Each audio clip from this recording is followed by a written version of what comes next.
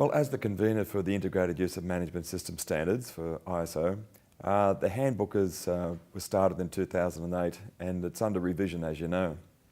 The three takeaways from it, we've consulted both developing nations and developed nations in relation to how do they integrate various management systems, both ISO and non-ISO, management system standards into their business. Specifically, the takeaway is about their business processes.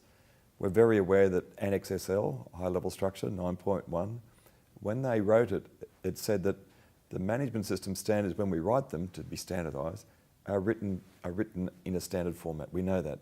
But what people didn't realise is the second paragraph. It says that it's not meant for people to document their management systems by the high-level structure. So what we've done in the Integrated Use of Management System Standards as a takeaway, we'll be showing them that there's many organisations that have process models, and a process model, like I showed you in regards to the aerospace, space and defence and also automotive, they've built various numbers of process models. So the process model is important. ISO 9001 says you can use plan, do, check, act. Now it says can do, and the context of the organisation is very powerful. That means that in building an integrated management system, if you've used whatever process model, any improvement model, whatever that is, just keep it. You don't have to use the plan, do, check, act model. Some people call that plan, please don't change anything. So therefore, what we're trying to do with the Integrated Use of Management System Standards is also embrace the improvement aspect. So if organisations wish to select a lean or a Six Sigma or a benchmarking process to improve, that we want to give the second takeaway is use your process-based model to then take that process, make the improvements in whatever way you want, and then once you've made it, implement it, watch it in regards to stability and capability of the process, as we've just seen in regards maturity models, COBIT and so forth, to see how the process performs, and then audit that process as to whether it did achieve its objectives. I suppose the third takeaway is that people have documented information, and the power of ISO 9001 and also Annex SL is that the documented information gives organisations the flexibility, whatever documentation they have, to embrace that. Don't have to change it to any template. That's the way that you can actually build a management system. So for people that are in developing nations, I think that they'll see this as a refreshing handbook, because they won't be repeating the mistakes that many of us have done in the developed world, but they can develop an integrated system that will enable them in the future to integrate other standards as they become more familiar to them and they find relevance to those standards.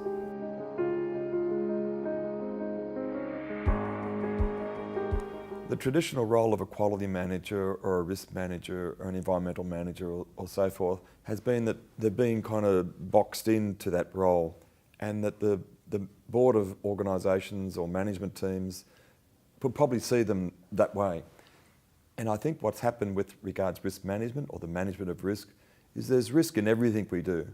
So I think for the business systems manager now, I wrote a white paper, SI Global, on this, that at the management review meeting, that the business systems manager, if you want to call it that, could encapsulate, could embrace a few management system standards or other aspects to have relevance to the ERP implementation. So when they do their integrated business process model, picking an SAP or a PeopleSoft or a Bain or something, Oracle IT system, or doing something on, say, the theory of constraints and identifying bottlenecks in processes or IT security, that the business systems manager is now being able to expand their horizons to think, oh, I'm across all this.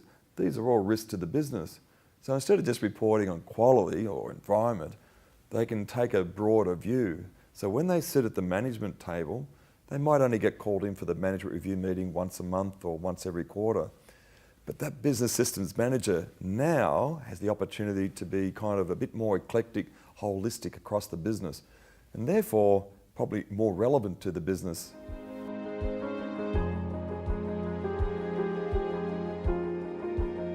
I think it's going to be a growing field that people will gradually find creep up on them. What I mean by that is it'll be ubiquitous eventually, and everything we do is risk. And I think for young people, I have 5 kids and 5 granddaughters.